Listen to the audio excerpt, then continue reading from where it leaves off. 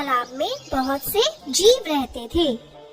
वही तालाब के पास एक वृद्ध बगुला भी रहता था, जो कि बहुत बूढ़ा होने के कारण मछलियों का शिकार करने में असमर्थ हो गया था और अक्सर उसे भूखा ही रहना पड़ता था।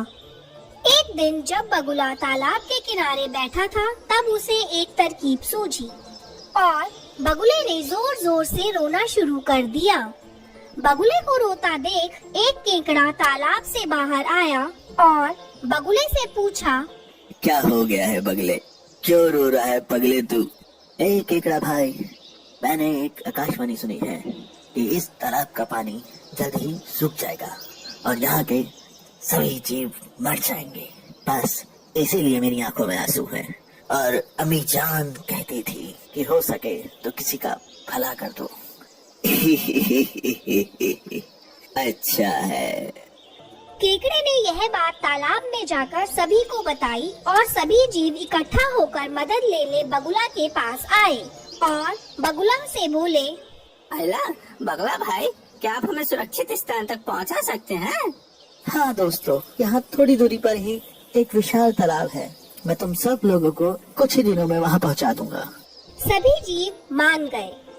बगुला एक एक करके मछलियों को ले जाता और उन्हें एक चट्टान पर ले जा करके खा जाता।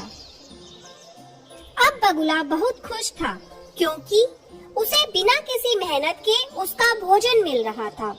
यह सब कुछ दिन चलता रहा। फिर एक दिन केकड़े की जाने की बारी आई।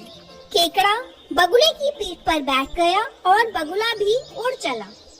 कुछ दूरी पर केकड़े ने बगुले से पूछा, क्यों बगुले, खुश तो है ना मछलियाँ वहाँ? तू ले जा रहा है मुझे जहाँ। बगुला सोचने लगा कि अब इसे सब सच बता ही देता हूँ, क्योंकि इसे भी अब मैं खाने ही वाला हूँ। नहीं बच्चे, मैंने तो झूठ कहा था। ऐसा तो कोई तालाब है ही नहीं। और हाँ, जो मछलियाँ मैं ले गया था वो सारी मछलियाँ मेरे पेट में खुश हैं। और अब तू भी वहीं जाने वाला है।